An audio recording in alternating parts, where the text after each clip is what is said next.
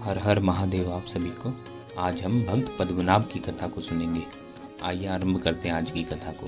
प्राचीन काल की बात है। आजकल जहाँ श्री बालाजी महाराज का मंदिर है, वहाँ से थोड़ी दूर आगे एक चक्र पुष्करिणी नाम का तीर्थ है।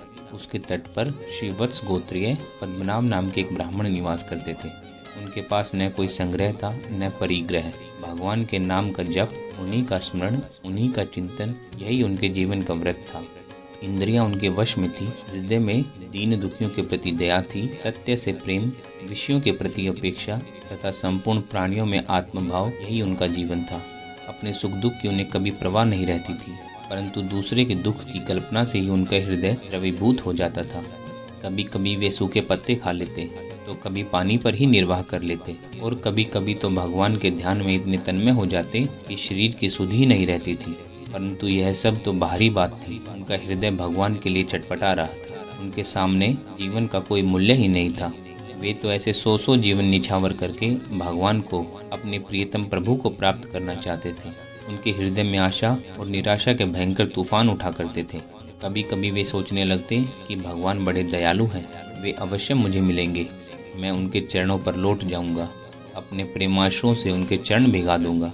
वे अपने कर कमलों से मुझे उठाकर हृदय से लगा लेंगे, मेरे सिर पर हाथ रखेंगे, मुझे अपना कहकर स्वीकारेंगे, और मैं आनंद के समुद्र में डूबता उतरता होऊंगा। कितना सौभाग्यमय होगा वह क्षण, कितना मधुर होगा उस समय का जीवन। वे कहेंगे वरदान मांगो, और मैं कहूँगा मुझे कुछ नहीं चाहिए, मैं तो तुम्हारी सेवा करूँगा, तुम्हें देखा करूँगा, तुम मुझे भूल जाओ या याद रखो, मैं तुम्हें कभी नहीं भूलूंगा। ऐसी भावना करते करते पद्मनाभ आनंद विभोर हो जाते। उनके शरीर में रोमांच हो जाता, आंखों से आंसू गिरने लगते। उनकी यह प्रेम मुग्ध अवस्था बहुत देर तक रहती। वे सारे संसार को भूलकर प्रभु की सेवा में लगे रहते। कभी कभी उनके चित्त में ठीक इसके विपरीत भावना होने लगती। कहाँ मैं एक क्षुद्र प्राणी, दीनहीन, मलिन हृदय, कहाँ निखिल ब्रह्मांडों के अधिपति भगवान, मेरे इस पाप पूर्ण हृदय में वे क्यों आने लगे? मैंने कौन सी ऐसी साधना की है जिस पर रीझ कर वे मुझे दर्शन देंगे? न जप, न तप, न व्रत, न समाधि। जिस हृदय से उनका चिंतन करना चाहिए, उससे संसार का चिंतन, यह तो अपराध है, इसका दंड मिलना चाहिए। मैं दुख की ज्वाला में झुलस रहा हूँ, विषयों के लिए भटक रहा हूँ संसार में, फिर भी भगवत प्राप्ति की आशा, यह मेरी दुराशा नहीं तो क्या है? शरीर के लिए कितना चिंतित हो जाता हूँ, विषयों के लिए कितनी उत्सुकता हो जाती है मेरे हृदय में, संसार के लिए कितनी बार रो चुका हूँ मैं, पर भगवान के लिए आंखों में 2 बूंद आंसू तक नहीं आते। कैसी विडंबना है! क्या यह जीवन भगवत प्राप्ति की योग्य है? इसका तो विनाश ही उचित और श्रेयस्कर है। यही सब सोचते सोचते उनके हृदय में इतनी वेदना होती कि ऐसा मालूम होता मानो अब उनका हृदय फट जाएगा। कई बार निराशा इतनी बढ़ जाती कि उन्हें अपना जीवन भार रूप सा हो जाता। कभी कभी वे मूर्छित हो जाते और बेहोशी में ही पुकारने लगते, हे प्रभु, हे स्वामी, हे पुरुषोत्तम, क्या तुम मुझे अपना दर्शन नहीं दोगे? इसी प्रकार रोते रोते, बिलखते बिलखते मर जाना ही क्या मेरे भाग्य में है? न जाने कितने जन्मों के बाद तुम्हारे दर्शन हो सकेंगे। इस प्रकार प्रार्थना करते करते वे चेतना शून्य हो जाते और उनका शरीर घंटों तक यूं ही पड़ा रहता। एक दिन उनकी यह तपस्या प्रकाष्ठा तक पहुंच गई। उन्होंने सच्चे हृदय से, संपूर्ण शक्ति से भगवान से प्रार्थना की, हे प्रभु, अब मुझे अधिक मत तरसाओ। तुम्हारे दर्शन की आशा में अब मैं और कितने दिनों तक जीवित रहूंगा? एक एक पल कल्प के समान बीत रहा है। वे आंखें किस काम की जिन्होंने आज तक तुम्हारे दर्शन नहीं किए? अब इनका फूट जाना ही अच्छा है। यदि इस जीवन में तुम नहीं मिल सकते तो इसे नष्ट कर दो।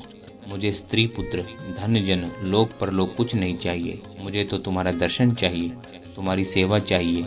एक बार तो मुझे अपना स्वीकार कर लो, बस इतना ही चाहिए। गज, ग्राह, गणिका और गिद्ध पर जैसे आपने कृपा की, क्या मैं उसका पात्र नहीं हूँ? मेरे ऊपर भी अपनी कृपा की एक किरण डालो। इस प्रकार प्रार्थना करते करते पद्मनाभ भगवान के अहेतु की कृपा के स्मरण में तन्मय हो गए। भगवान के धैर्य की भी एक सीमा है। वे अपने प्रेमियों से कब तक छिप सकते हैं? वे तो सर्वदा, सब जगह, सबके पास ही रहते हैं, केवल प्रकट होने का अवसर ढूंढा करते हैं। जब देखते हैं कि मेरे प्रकट हुए बिना अब काम नहीं चल सकता, तब उसी क्षण प्रकट हो जाते हैं। वे तो पद्मनाभ के पास पहले से ही रहते थे। उनके तप, उत्कंठा और प्रार्थना को देख देख कर मुग्ध हुआ करते थे। जब उनकी अवधि पूरी हो गई, तब वे पद्मनाभ ब्राह्मण के सम्मुख प्रकट हो गए। सारा स्थान भगवान की दिव्य अंग ज्योति से जगमगा उठा। पद्मनाभ की पलकें उस प्रकाश को रोक नहीं सकी। उनकी आंखें बलात् खुल गई। सहस्त्र सहस्त्र सूर्यों के समान दिव्य प्रकाश और उसके भीतर शंख चक्र गदा पद्मधारी चतुर्भुज भगवान। हृदय शीतल हो गया, आंखें निर्निमेष होकर रूप रस का पान करने लगी। पद्मनाभ का संपूर्ण हृदय उन्मुक्त होकर भगवान की कृपापूर्ण नेत्रों से बरसती हुई प्रेम धारा में डूबने उतरने लगा। जन्म जन्म की अभिलाषा पूरी हो गई। कुछ कहा नहीं जाता था। भगवान ने एकाएक ऐसे अनुग्रह की वर्षा की कि वे चकित स्तंभित रह गए। भगवान केवल मुस्कुरा रहे थे। कुछ क्षणों तक निस्तब्ध रहकर गदगद वाणी से पद्मनाभ ने स्तुति की, प्रभु आप ही मेरे निखिल जगत के और जगत के स्वामियों के भी स्वामी हैं। संपूर्ण ऐश्वर्य और माधुर्य आप ही के आश्रित हैं। आप पतित पावन हैं। आपके स्मरण मात्र से ही पापों का नाश हो जाता है। आप घट घट में व्यापक हैं। जगत के बाहर और भीतर केवल आप ही हैं। आप विश्वातीत, विश्वेश्वर और विश्व रूप होने पर भी भक्तों पर कृपा करके उनके सामने प्रकट हुआ करते हैं। ब्रह्मा आदि देवता भी आपका रहस्य नहीं जानते, केवल आपके चरणों में भक्तिभाव से नम्र होकर प्रणाम करते हैं। आपकी सुंदरता, आपकी कोमलता इसे अपनी ओर आकृष्ट नहीं कर लेती। आप क्षीर सागर में शयन करते हैं, फिर भी अपने भक्तों की विपत्ति का नाश करने के लिए सर्वत्र चक्रधारी रूप में विद्यमान रहते हैं। भक्त आपके और आप भक्तों के हैं। जिसने आपके चरणों में अपना सिर झुकाया, उसको आपने समस्त विपत्तियों से बचाकर परमानंद में अपना धाम दिया। आप योगियों के लिए समाधि गम्य हैं, वेदांतियों के लिए ज्ञान स्वरूप आत्मा हैं और भक्तों के सर्वस्व हैं। मैं आपका हूँ, आपके चरणों में समर्पित हूँ, नत हूँ। इतना कहकर पद्मनाभ मौन हो गए और कहना ही क्या था। अब भगवान की बारी थी। वे जानते थे कि पद्मनाभ निष्काम भक्त हैं। इनके चित्त में संसार के भोगों की तो बात ही क्या, मुक्ति की भी इच्छा नहीं है। इसलिए उन्होंने पद्मनाभ से वर मांगने को नहीं कहा। उनको सुधामयी वाणी से सींचते हुए भगवान ने कहा, हे महाभाग ब्रह्मदेव, मैं जानता हूँ कि तुम्हारे हृदय में केवल मेरी सेवा की ही इच्छा है। तुम लोक परलोक, मुक्ति और मेरे धाम तक का परित्याग करके मेरी पूजा सेवा में ही सुख मानते हो और वही करना चाहते हो। तुम्हारी इच्छा पूर्ण हो, कल्प पर्यंत मेरी सेवा करते हुए यही निवास करो। अंत में तुम्हें मेरे पास ही आना पड़ेगा। इतना कहकर भगवान अंतर्ध्यान हो गए और पद्मनाभ भगवान की शारीरिक और मानसिक सेवा करते हुए अपना सर्वश्रेष्ठ एवं आनंदमय जीवन व्यतीत करने लगे। भगवान की सेवा पूजा से बढ़कर और ऐसा कर्तव्य ही कौन सा है जिसके लिए भगवान के प्रेमी भक्त जीवन धारण करें। पद्मनाभ की प्रत्येक क्रिया, उनके प्रत्येक भावना भगवान के लिए ही होती थी और स्वभाव से ही उनके द्वारा जगत का कल्याण संपन्न होता था। ऐसे भक्त एकांत में रहकर भी, भगवान की सेवा में ही लगे रहकर भी अपने शुद्ध संकल्प से संसार की जितनी सेवा कर सकते हैं उतनी सेवा काम में लगे रहते हैं। इसी प्रकार भगवान की सेवा पूजा करते हुए पद्मनाभ को अनेकों वर्ष बीत गए। एक दिन वे भगवान का स्मरण करते हुए उनकी पूजा सामग्री इकट्ठी कर रहे थे। उसी समय एक भयंकर राक्षस ने उन पर आक्रमण किया। उन्हें अपने शरीर का मोह नहीं था। मरने के बाद मुझे किसी दुख में स्थान पर जाना पड़ेगा, यह आशंका भी उनके चित्त में नहीं थी। परंतु राक्षस खा जाएगा, इस कल्पना से उनके चित्त में यह प्रश्न उठा कि तब क्या भगवान ने मुझे अपनी सेवा पूजा का जो अवसर दिया था वह आज ही इसी क्षण समाप्त हो जाएगा। मेरे इस सौभाग्य की यही इस प्रकार इतिश्री हो जाएगी। भगवान ने मुझे जो एक कल्प तक की पूजा का वरदान दिया है वह क्या झूठा हो जाएगा। यह तो बड़े दुख की बात है। यह सोचकर उन्होंने भगवान से प्रार्थना की। भगवान ने भक्त पद्मनाभ की रक्षा के लिए अपना प्रिय आयुध सुदर्शन चक्र को भेजा। चक्र का तेज कोटि कोटि सूर्यों के समान था। भक्तों के भय को जला डालने के लिए आग की भीषण लपटें उससे निकल रही थी। चक्र की तेजोमय मूर्ति देखकर वह राक्षस भयभीत हो गया और ब्राह्मण को छोड़कर बड़े वेग से वहां से भागा। परंतु सुदर्शन उसे कब छोड़ने वाला था। इन्हें उस राक्षस का भी तो उद्धार करना था। यह राक्षस आज से 16 वर्ष पहले गंधर्व था। उसका नाम सुंदर था। वशिष्ठ जी के शाप से राक्षस हो गया था।